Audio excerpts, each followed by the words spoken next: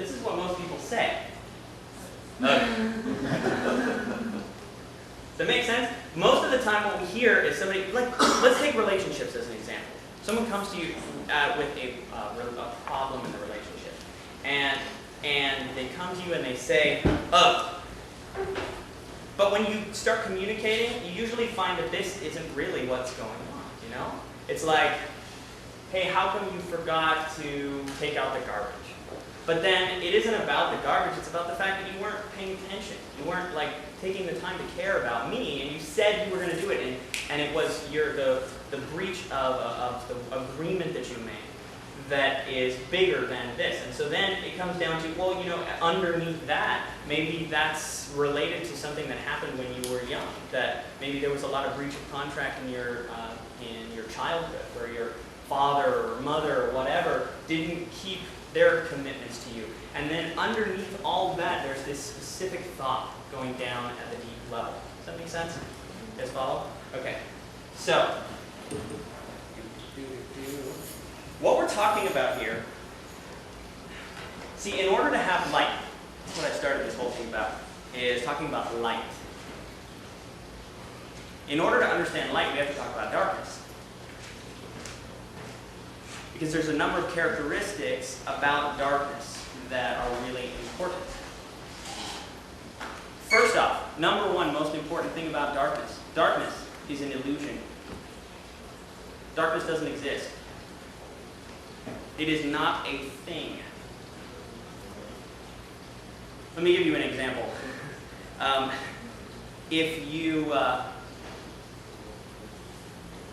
There was an article, you guys have heard of The Onion? Anybody heard of it? Wow, nobody heard of it. Oh, you guys have, okay. There's a newspaper called The Onion, very funny. It's like a parody newspaper. And they wrote this article about the scientist who came out and he said, we've been hiding this from the public for a really long time, and we're finally going to release this information that light bulbs are not actually light bulbs. They're actually dark suckers. And that's why when you look in the center of a light bulb, you see the little dark spot there, that it's actually pulling all the darkness from the room into the light bulb, and when they burn out, it's actually when they're full. So, that's ridiculous. We understand that. So when you turn out the light in a room, do you say that the darkness won? It like beat out the light in the room? No. See, what happens is darkness exists in the absence of light. It is not a thing. It's not something you can fight against. Now, when you start to apply this principle to a lot of other things, I'm just going to go into this very briefly. There's a principle in something called A Course in Miracles that says there's really only two emotions, fear and love. But fear doesn't exist. Fear is an illusion. Love is the only emotion. You are either in touch with love or you're not. You're in touch with fear. But fear is an illusion, so you can't fight fear. See, people think they're going to fight their fear. They're going to like work themselves up so that they can overcome their fear. But fear is not a thing. You give it power when you say you're going to fight it, but it doesn't exist. You create something in your mind. You create one of these, a distortion of something that truly isn't there. When you realize that it's not there, you realize all you have to do is bring in love. All you have to do is bring in the light.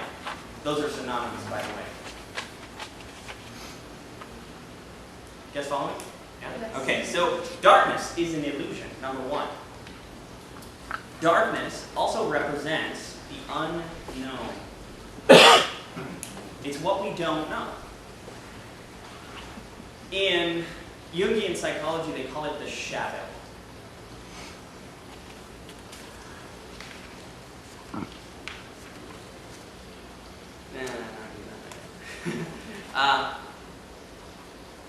What we're talking about here is that we've got this surface structure. The surface structure is up.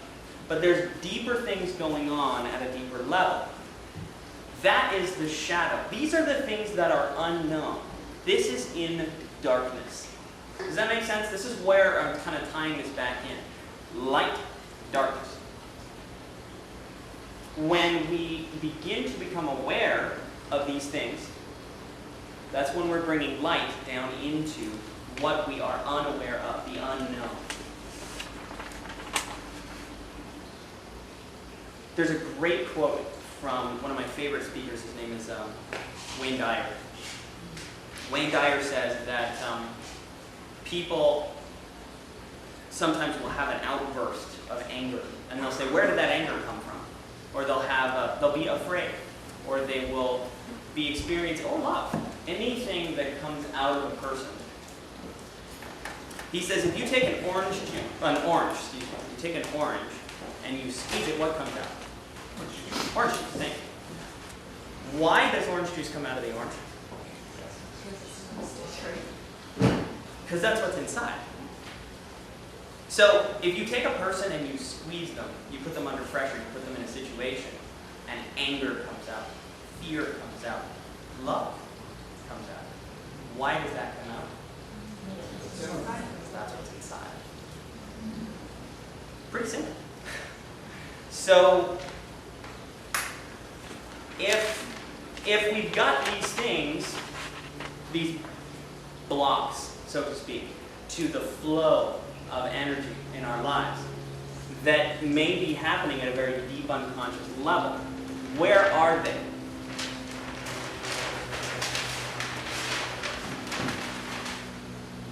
This is the body of what we're going to talk about today.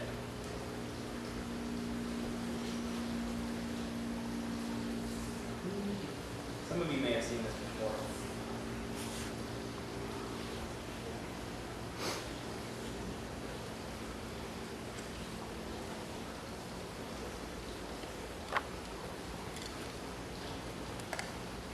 This is you.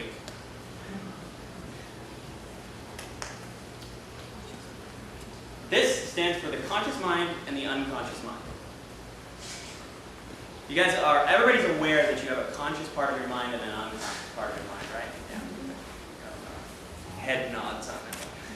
So this is how we operate. This is how we function. There are things that we're conscious of. This is the 134. And then there's the unconscious, and that's everything else. You guys want to know what your unconscious mind is? Your unconscious mind is the part of you that is thinking about everything that you're not thinking about right now.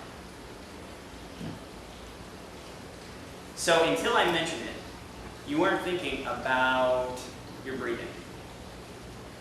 Maybe you were, if you're like totally enlightened. Or you weren't thinking about your heart beating, or the feeling of the chair underneath your thighs. But your unconscious was aware of all those things. You see, it takes energy and mental thought to balance even while you're sitting. And you're not doing that consciously, are you? See, here's an interesting thought. I don't actually know how to wiggle my toe. Now, I can wiggle my toe. You guys can all wiggle your toe too. But I don't know how to do that. See, it takes 1,300 muscles for me to walk across this room. But I don't know how to move all of those muscles consciously. But my unconscious does. So learning to communicate with this part of ourselves that happens to be in charge of a lot, some very important things, is really, really powerful. Now, here's the thing. This isn't all of you. I think you guys know that. See, we used to teach, I trained something called NLP, Neuro-Linguistic Programming. And we used to teach this model to people.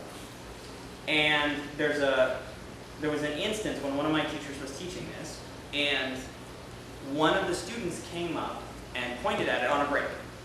Kindly. He waited for a break. He came up and said, "Hey, this is insulting." And the teacher was like, "Oh, tell me more." And he said, "I am much more than this." And he said, "Wow, you know what? I absolutely agree with you." And at different trainings that are not psychological trainings, we teach that. And from that point on, we've always taught this. And the amazing thing is that the people who are attracted, we're talking doctors, therapists, business people, people who do not have any predilection to spiritual ideas, esoteric principles, nothing. Every every time that we talk about this model of the three selves, we get incredible response from people who are so